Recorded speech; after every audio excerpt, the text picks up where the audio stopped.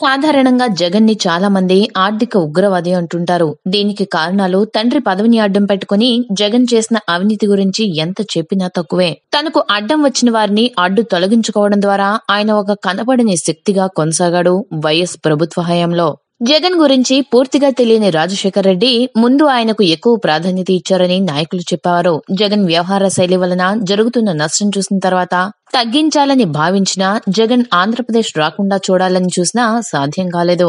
అప్పటికే రాజకీయంగా వైఎస్ ప్రభుత్వానికి జరగాల్సిన నష్టం జరిగిపోయింది. మొక్కై వంగనిది మానే వంగున అనే సామెత అక్షరాన నిజమైంది. హైదరాబాద్ రాకుండా బెంగళూరులోనే ఉండాలని జగన్ కి వైఎస్ సూచించినా చేయి దాటిపోయినట్లు గుర్తించిన వైఎస్ జగన్ ని దూరంగా ఉంచే ప్రయత్నం చేసి విఫలమైనట్లు అప్పటి నాయకులు పేర్కొన్నారు. జగన్ గురించి తెలిసిన సన్నిహితులైతే రాజశేఖర్ రెడ్డి మరణం తర్వాత ఆయనకు దూరం జరిగిపోయారు. ఇక ఇప్పుడు జగన్ చేతిలో సొంత పార్టీ ఉంది. ఆయన ఒక ప్రతిపక్ష నేతగా ఉన్నాడు. కానీ చంద్రబాబుని మాత్రం సమర్థవంతంగా ఎదుర్కోవడంలో జగన్ పూర్తిగా విఫలమవుతున్నాడనే అభిప్రాయం ప్రజల్లో ఉంది. ఇప్పటికే మోడీ కేసీఆర్ పంచన ఉన్నాడు అని ప్రజలు కూడా బలంగా నమ్ముతున్నారు. ఇక పార్టీలో కూడా ఆయనే ఒక వ్యక్తి అంటూ ఎన్నో కథనాలు కూడా వచ్చిన సంగతి అందరికీ తెలిసిందే. తాను చెప్పిందే వేదం, తాను తీసుకునేదే ఫైనల్ నిర్ణయం, తన కింద నాయకులందరూ తనకి బానిసలనే విధంగా ప్రవర్తించడం ఆయనకే చెల్లింది.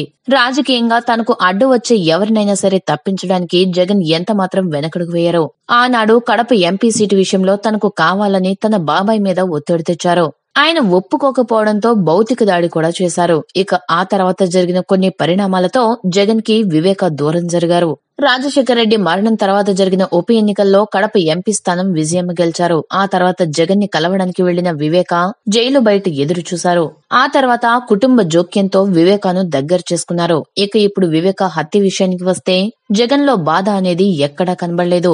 ఎప్పుడో వచ్చి ప్రెస్ మీట్ పెట్టాడు. ఆ తర్వాత చంద్రబాబు హత్య చేశాడని ఆరోపించారు. అలాగే బాబాయ్ శవం ఇంకా తీసుకుని వెళ్లకముందే పార్టీలో జాయిన్ చేసుకుని నవ్వులు నవ్వారు. అంతిమ యాత్రలో కూడా నవ్వులు పోయించారు జగన్. అలాగే ఆ కుటుంబంలో పెద్దగా ఏడ్చిన వాళ్ళు కూడా లేరని అక్కడ ఉన్న స్థానికులు చెప్తున్నారు. దీంతో అతని ఇంటి మరీ ఇంతలా ఉన్నాడు, బాధ అనేది ఉండదా, ఒక వ్యక్తి ఇంత దారుణంగా ఉంటాడా మరి అంటూ రాష్ట్ర ప్రజలు భావిస్తున్నారు. మరి ఈ విషయం వైకాపాకి సానుభూతిని పెంచుతుందా లేక ప్రజలకి జగన్ వ్యక్తిత్వం తెలిసి ఇంకా దూరం పెంచుతుందా అనేది ఎన్నికలు అయ్యాక గానీ తెలియదు.